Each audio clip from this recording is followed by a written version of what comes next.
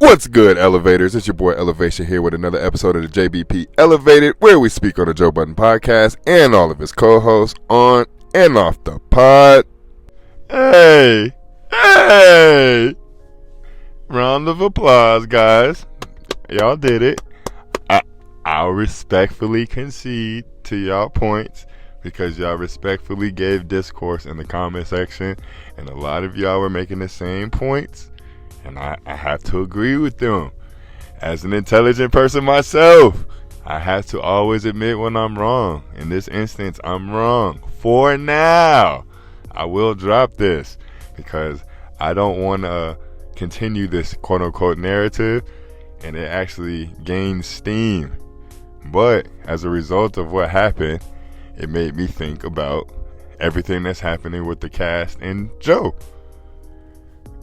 Joe, is he a genius or is he maniacal? Or is he a little bit of both? Because he himself curated a whole ecosystem that gets information from his show. We have to watch his show to have topics for our channels. The Reddit communities and the JBTV communities, he curated that because he gave the audience the ability to have discourse, whether it was good or bad, about his product and get invested to the point where they want to even do so.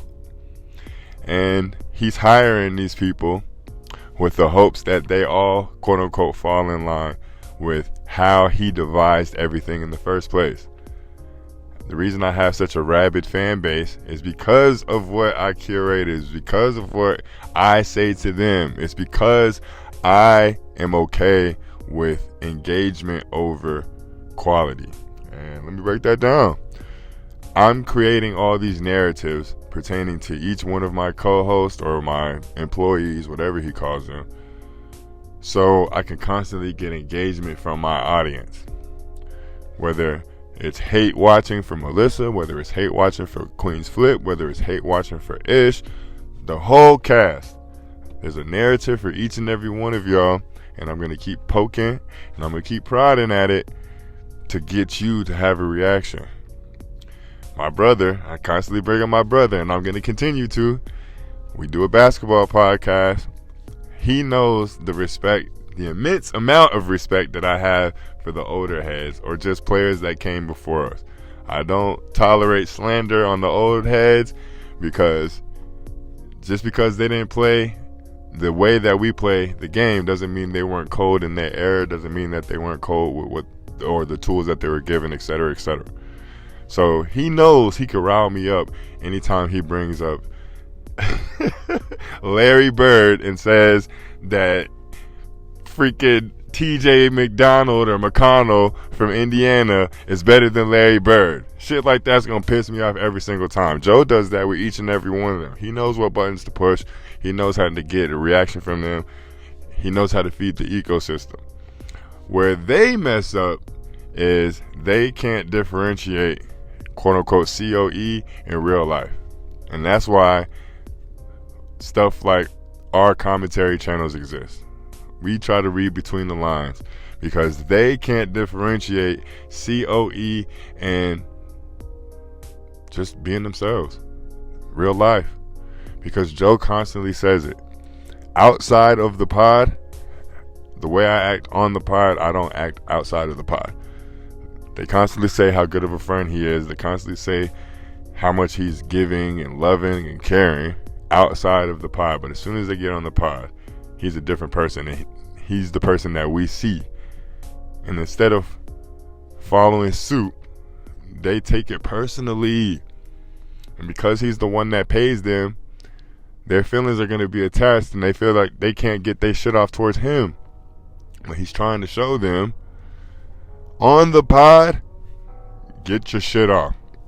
Stop biting your tongue. Stop trying to protect the image that I helped you build. Don't let what we say on the pod carry off the pod. He says this shit all the time. And instead of taking it at face value, they take it as a joke. And they take it as this is the real Joe. Y'all, if I ever see any of y'all in real life, this discourse that we had over Mark Lamont Hill or Melissa or just any of the people that we disagree on opinions with, we're not going to go up to each other and have antipathy with each other just because of the things we said. If we were hosting a space together, this is how Joe would want it to be. He would want us to have our discourse and just go on about our day. Stop taking things personally. But unfortunately, Ish takes things personally. Melissa absolutely takes things personally. I think Flip is just now catching on to what it is that Joe does. Joe gets frustrated when y'all associate real life with the pod, when y'all use him outside of the pod. Yes, do what you have to do on the podcast. But once it gets to real life, that's where y'all have to be able to separate the two. And he's trying to be businessman and CEO and boss man and all these things. And let me take out trying. He's doing these things, but they can't get the memo. They can't get the memo. There's a reason he's constantly bringing up relationships and just the competition with Ish. There's a reason that he switched. It used to be the inside nigga with Ice, but now he's getting back on his music tapes with Ice, and why we shouldn't be listening to Ice on his music tapes, because we know it's going to rile Ice up. Ice doesn't realize it during the moment. Ish doesn't realize it during the moment, or they say he's potting. Guys, duh. This is why people have such a strong opinion about Mark Lamont Hill. And this is why I don't even want to be divisive. I realized it was good content, and I realized we were going to get engagement from it because it was so quote-unquote divisive. I know everybody doesn't want me to start hating on Mark, and I know for sure people don't want me to continue saying he needs to dumb himself down. So I'm not even going to continue that narrative. They don't get the opportunity to tell Joe that, and he listened, because Joe, rightfully so, views this as content. None of these people are going to watch the show and then come up to us in real life and genuinely associate all these things with us, which is why Joe was trying to make that buy shit go so hard. He was trying to show them early on, this is content. Let them speak about what we speak about. Don't let them speak about what it is that we actually do. And if they could just figure out how to create characters, none of this matters. And Mark Lamont Hill, he's doing enough early on to include us into who he actually is and how he feels, whether it's humorous or whether it's serious.